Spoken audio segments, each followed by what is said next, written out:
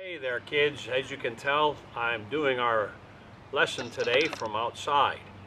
And I really like it outside. I've been out a while during the day today. It's really beautiful, and there's always so much to see when you're outside. And that's one of the reasons I'm doing our lesson out here, is because of that very matter of all the things you can see. Over behind the camera, I have a mourning dove that's building a nest in the bushes. Earlier today, there was a rabbit that was running around the yard, and you'll hear the robins in the background. Behind me, you see the beautiful colored trees and flowers there in the flower box and the shed. So there's so much to see, much more to see than when you're inside.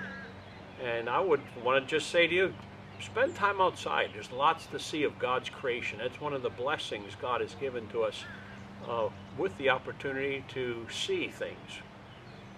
Also, you notice I'm wearing a hat today.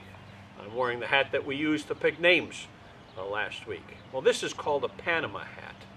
It's not from the country of Panama, but it's a hat that the workers, when they dug the Panama Canal, they used the hat as a means of shading them and protecting them from the sun. It's very light. It's not a heavy hat, but it's made in Ecuador. Actually, it's made in Monte Cristo, which is a city that's near where Mark and Ashley will be missionaries. We bought this hat there in Ecuador, and it's a way to shield yourself from the sun. And earlier today I was using it more. I wanted to tell you about that hat, and I have something special planned with it at the end of today's program as well. So why am I recording this outside?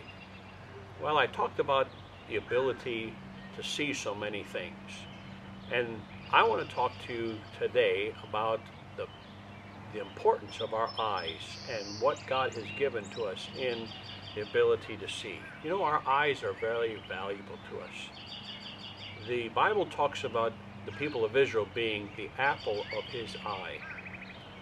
That's the area of your eye that you want to protect. It's the pupil. It's not the colored part, which is the iris. We say to someone, well, you have blue eyes, you have brown eyes, you have hazel colored eyes. It's not that part, but it's in the center of that. And that's what we like to protect. And it's a very valuable part of our eyes. I remember when I was in third grade, I had to start wearing glasses, and I wasn't happy about it. That really upset me. And you know, it's harder to play sports when you have glasses, and kids make fun of you at school. And my glasses broke, and so a couple of days I'd have to go without them. I couldn't see much. And my mom said to me one time, son, be thankful that God allowed someone to make glasses. And that changed my outlook. I realized, you know, it's really not that bad. It's a good thing that someone made glasses so that I can see better. It's a wonderful thing to be able to see. And we want to protect our eyesight because it's very valuable to us. So when you're working around something that could get into your eye, protect your eyes. Wear something to protect your eyes. They're very special to us. But also, when it comes to our eyes, there's the power in our eyes to affect our whole being. The eyes are powerful. In fact, Jeremiah the prophet says in Lamentations chapter 3 verse 51, mine eye affecteth my heart. He was saying that what he saw changed him inside, the way he would think. It was about the people of Israel.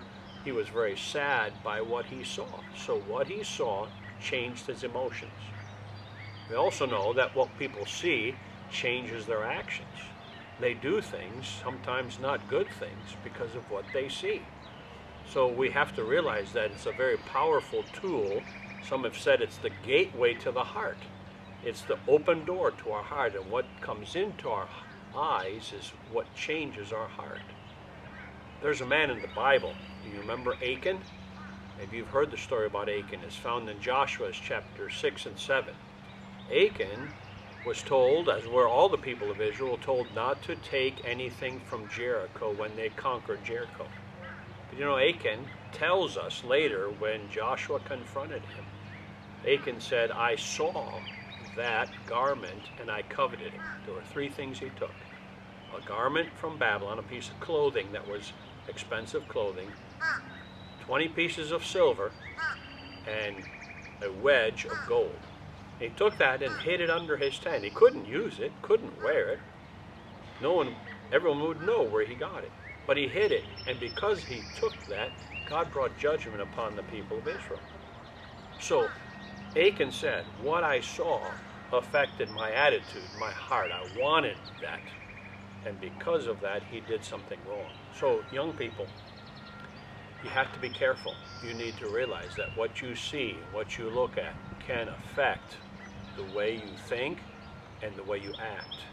What goes into your eyes can make you want something, covet it.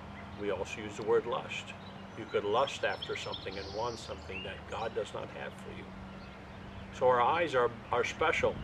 They're special because they are a great tool to see God's beautiful creation, but they're also something that's very powerful and can affect us in the wrong way. So let me challenge you as children, always protect your eyes, physically, but also in what you let yourself see. Evil things, bad things will affect your heart and mind. Guard your eyes. Solomon said, keep thy heart with all diligence, for out of it are the issues of life. Solomon's saying, protect your heart, because from your heart comes all the other activities of your life. So what you see affects your heart, and your heart affects your actions. And that's why God wants us to protect what we're viewing. Now, I trust you'll remember that lesson. And as you have been watching this lesson, maybe some of you have been thinking, I wonder where Pastor's friend, Mr. Hedgehog, is. He usually has them in these programs.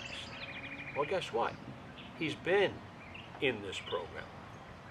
The picture you're looking at, the screen you're looking at and seeing me, if you look carefully, you'll see Mr. Hedgehog.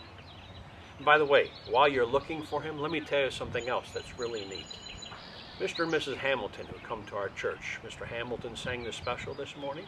Well, guess what? Their daughter has a pet hedgehog. How cool is that? Isn't that neat? And I'm going to show you some pictures that she shared with us. They'll be on your screen of this hedgehog that's hers, her daughter's pet. Cute little thing. You'd be surprised at how little it is. And it's certainly neat to know of somebody that has a hedgehog. And by the way, if you go on Uncle Bob's Nature Corner and you type in the word hedgehog, he has a segment about hedgehogs on his program. You might want to listen to that. His hedgehog is named Herman. Herman the hedgehog. And what I think's funny is that Herman is a German. He has a German accent, and they found him in Germany. So that's where I saw my first hedgehog. So go on and look at that as well. I think you'll find it neat. The hedgehog will tell you a lot of things about himself, and you'll like those.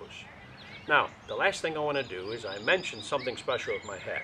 Well, I'm going to take my hat off, and I got to thinking. Last time when we picked a name, it was Mr.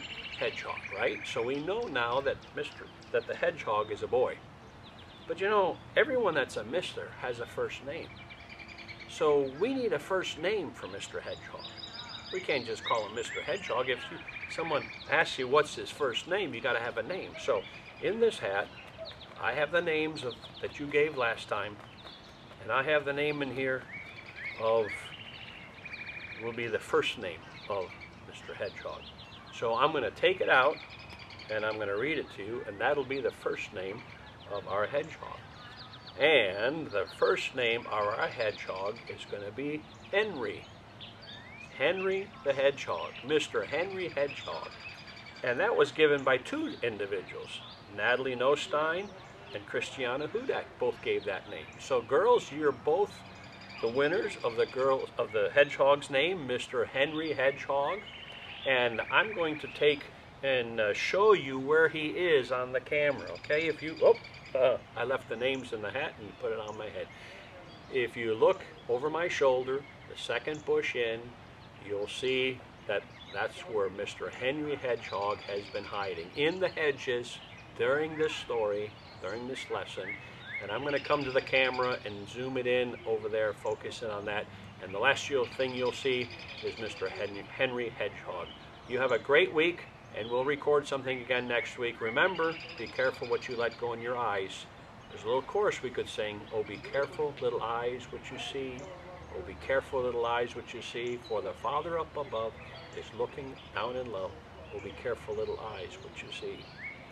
May God use that little lesson in your life. Thank you. I'm going to show you where Mr. Hedgehog is.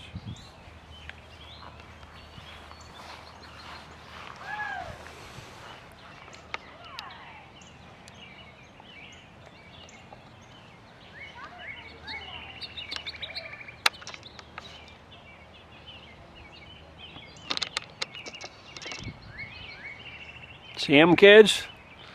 All right, say goodbye to Mr. Henry Hedgehog. We'll see you again soon. Bye-bye.